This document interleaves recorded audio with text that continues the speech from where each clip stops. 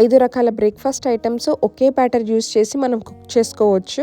ఈ వీడియోలో నేను ఆ బ్యాటర్ని రెడీ చేయడమే కాకుండా ఆ బ్యాటర్ని యూస్ చేస్తూ ఈ 5 రకాల వెరైటీస్ని ఎలా కుక్ చేయొచ్చో నేను చూపించబోతున్నాను.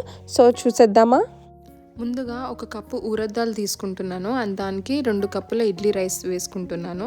1:2 రేషియో లాగా. సో ఇది పర్ఫెక్ట్గా ఉంటుంది. అండ్ ఇది నార్మల్ రైస్ అండ్ ఇది ఇడ్లీ రైస్. మీరు డిఫరెన్స్ చూడొచ్చు. ఇడ్లీ రైస్ చాలా చిన్నగా ఫ్లాట్గా ఉంటుంది. ఈ రైస్ని వాడడం వల్ల మన టిఫిన్ ఐటమ్స్ చాలా టేస్టీగా ఉంటాయి. మీరు కూడా ట్రై చేసి చూడండి. అండ్ మంచిగా వాష్ చేసుకొని సోక్ చేసుకుంటున్నాను. కొంచెం ఎక్కువ వాటర్ బాగా యాడ్ చేసి సోక్ చేయాలి. రైస్ అంతా వాటర్ అబ్జర్వ్ చేసుకోదు, కానీ ఊరద్దాలు చాలా వాటర్ అబ్జర్వ్ చేసుకుంటుంది. మీరు మిక్సర్లో కనుక గ్రైండ్ చేస్తే ఊరద్దాలు జస్ట్ మునిగేంత వరకు వాటర్ వేసి మంచి గ్రైండ్ చేసుకుంటే మీకు కన్సిస్టెన్సీ కరెక్ట్గా వస్తుంది. మీరు గ్రైండర్లో గ్రైండ్ చేస్తున్నట్టయితే పప్పు మొత్తం వేసేసేయాలి. వేసిన తర్వాత ఫస్ట్ కొంచెం సేపు గ్రైండ్ చేసుకోవాలి. అండ్ దాని తర్వాత మనం ఏ గ్లాస్తోనైతే పప్పును తీసుకున్నామో అదే గ్లాస్ నిండా వాటర్ తీసుకొని మొత్తం ఒకటేసారిగా యాడ్ చేసేసి మంచిగా ఒక 10 మినిట్స్ వరకు వదిలేస్తే మంచిగా మనకు ఒక క్రీమ్ టెక్స్చర్ వస్తుంది. మనకి కాటిక ఎలా ఉంటుందో అంత సాఫ్ట్గా రావాలి. అప్పుడే మనకు చాలా ఫ్లఫీగా వస్తాయి టిఫిన్ ఐటమ్స్ అన్నీ. ఊరద్దాలు అండ్ రైస్ సపరేట్గా నానబెట్టడం చాలా ఇంపార్టెంట్.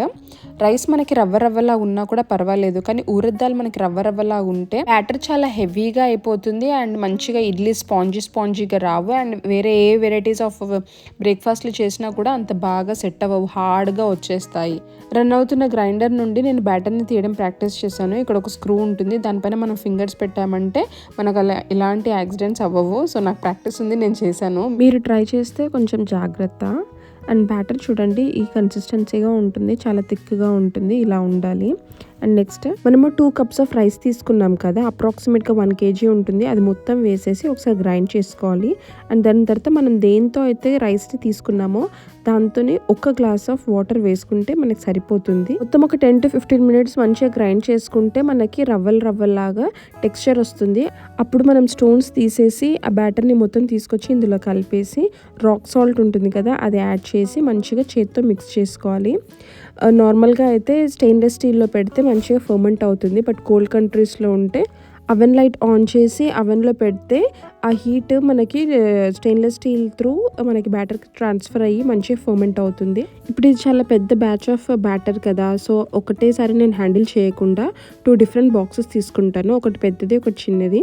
సో రెండిట్లో ఇది ఫిల్ చేసుకొని ఫ్రిడ్జ్లో స్టోర్ చేసుకుంటాను. ఇప్పుడు బ్యాటర్ చాలా థిక్గా ఉంది కదా, కొంచెం వాటర్ వేసి దీన్ని డైల్యూట్ చేసుకొని ఒక ప్యాన్ పైన ఆయిల్ వేసుకొని గ్రీస్ చేసుకొని అండ్ దానిపైన మీకు సాఫ్ట్గా ఇడ్లీస్ రావాలి అనుకుంటే దోశ వేసుకొని లిడ్ పెట్టి కుక్ చేస్తే సాఫ్ట్ దోసెస్ వస్తాయి.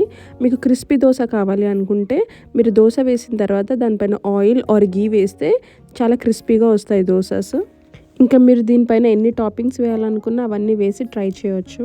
ఒక బ్యాచ్లో అయితే వాటర్ కలిపేసాము, ఇంకొక బ్యాచ్ ఉంది కదా, అది చాలా థిక్గా ఉంటుంది. దీంతో ఇంకా మనం చాలా వెరైటీస్ చేసుకోవచ్చు. ఇప్పుడు మనం ఈ బ్యాటర్ని ఇంకొక బౌల్కి ట్రాన్స్ఫర్ చేసుకొని ఇందులో ఆనియన్స్, క్యారెట్స్ అండ్ కొత్తిమీర వేసి మనం గుంత పొంగనాలు వేసుకోవచ్చు.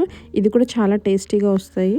నెక్స్ట్ ఒక ప్యాన్ పైన ఊతప్పం వేసి మీకు నచ్చిన వెజిటేబుల్స్ అన్నీ యాడ్ చేసుకొని మూత పెట్టి స్టీమ్ చేసుకొని కుక్ చేసుకుంటే మీకు మంచి ఊతప్పాస్ కూడా రెడీ అయిపోతాయి. ఇప్పుడు థిక్ బ్యాటర్ని ఒక బౌల్లో తీసుకొని అందులో ఆనియన్స్, కొత్తిమీర, పచ్చిమిర్చి, కరివేపాకు అండ్ మర్చిపోకుండా కొంచెం రవ్వ వేసుకొని డీప్ ఫ్రై చేసుకుంటే మనకి క్రిస్పీ పునుగులు రెడీ. ఇప్పుడు అదే థిక్ బ్యాటర్ని యూజ్ చేసి నేను ఇడ్లీస్ కూడా చేస్తాను, చాలా సాఫ్ట్గా వస్తాయి. మీకు ఒక టిప్, మనం ఇడ్లీస్ కుక్ చేసేటప్పుడు లాస్ట్ ప్లేట్ చాలా వాటర్గా అయిపోతుంది కదా, అలా ఉండకూడదు అంటే 1 ఇంచ్ ఆఫ్ వాటర్ వేసి మీడియం టు లో ఫ్లేమ్లో మనం 15 మినిట్స్ కుక్ చేస్తే మనకు మంచి ఇడ్లీస్ వస్తాయి. ఏంటి ఇంకొంచెం బ్యాటర్ మిగిలిందా? ఎంత బ్యాటర్ మిగిలిందో దానికి తగినట్టుగా గోధుమ పిండి వేస్తే గోధుమ దోశ, రాగి పిండి వేస్తే రాగి దోశ, జొన్న పిండి వేస్తే జొన్న దోశ రెడీ అవుతుంది. ఈ బ్యాటర్ని రెడీ చేసుకొని డైలీ ఒక వెరైటీ టిఫిన్స్ మీ ఫ్యామిలీకి చేసి సర్ప్రైజ్ చేయండి. Thank you for watching.